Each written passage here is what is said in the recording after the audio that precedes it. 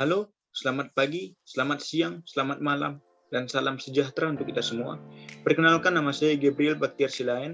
Saya adalah mahasiswa Universitas Islam Riau, program studi manajemen dengan NPM 2152-10625.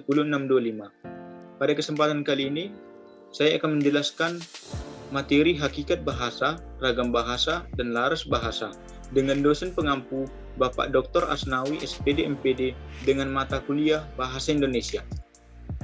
Hakikat bahasa adalah intisari atau dasar kenyataan sebenarnya dari bahasa. Lantas, apa itu bahasa? Bahasa adalah kemampuan yang dimiliki manusia untuk berkomunikasi dengan manusia lainnya menggunakan tanda, misalnya kata dan gerakan. Pengertian bahasa menurut para ahli. Menurut Carroll, bahasa adalah sebuah sistem berstruktural mengenai bunyi dan urutan bunyi bahasa yang sifatnya mana suka, yang digunakan atau yang dapat digunakan dalam komunikasi antar individu oleh sekelompok manusia dan yang secara agak tuntas memberi nama kepada benda-benda, peristiwa-peristiwa, dan proses-proses dalam lingkungan hidup manusia. Sedangkan menurut Sudaryono, bahasa adalah sarana komunikasi yang efektif walaupun tidak sempurna, sehingga ketidaksempurnaan bahasa sebagai sarana komunikasi menjadi salah satu sumber terjadinya kesalahpahaman. Fungsi bahasa secara umum. Yang pertama sebagai alat komunikasi, yang kedua sebagai alat pemersatu, yang ketiga sebagai alat untuk mengekspresikan diri, yang keempat sebagai alat untuk melakukan kontrol sosial.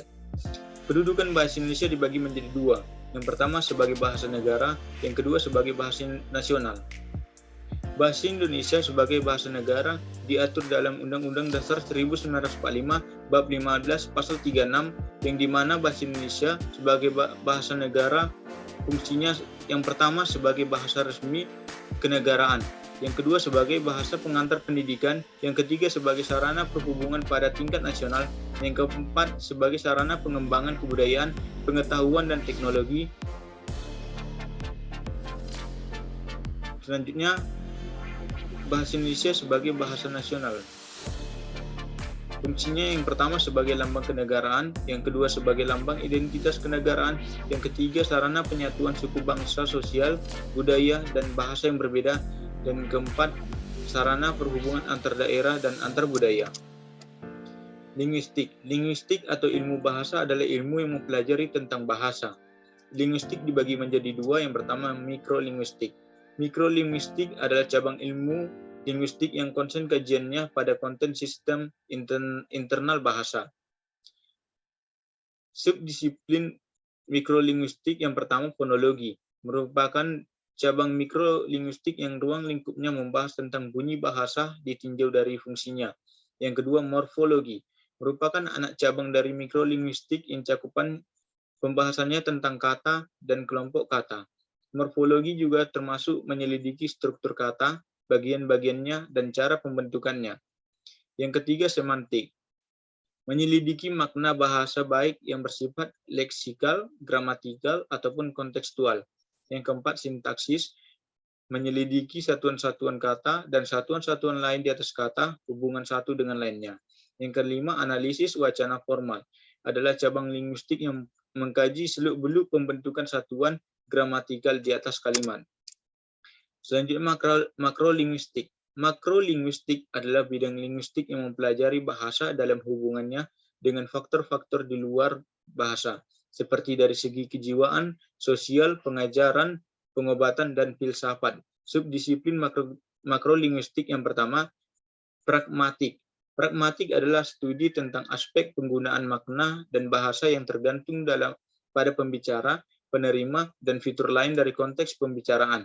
Yang kedua, psikolinguistik, mempelajari faktor-faktor psikologis dan neurobiologis yang memungkinkan manusia memperoleh, menggunakan, dan memahami bahasa.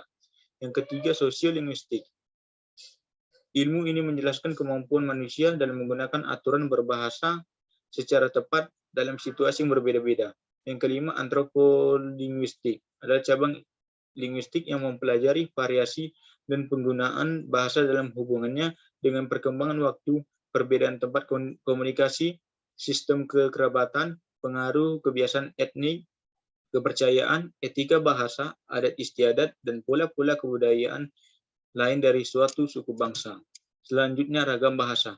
Ragam bahasa adalah variasi bahasa menurut pemakaian yang berbeda-beda, menurut topik yang dibicarakan, menurut hubungan pembicara atau kawan bicara.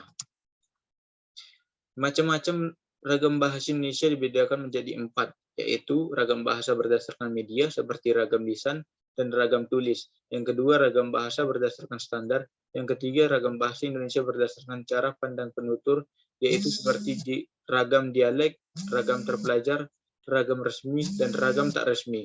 Yang keempat, ragam bahasa Indonesia berdasarkan topik pembicaraan. Salah satu ciri dan ragam tersebut adalah ragam ilmiah memiliki karakteristik seperti bahasa Indonesia ragam baku, yang kedua penggunaan kalimat efektif, yang ketiga menghindari makna ganda, yang keempat penggunaan kata dan istilah yang bermakna lugas dan menghindari pemakaian kata dan istilah yang bermakna kiasan. Demikian penjelasan materi yang saya sampaikan. Apabila ada kesalahan kata, saya mohon maaf yang sebesar-besarnya. Terima kasih.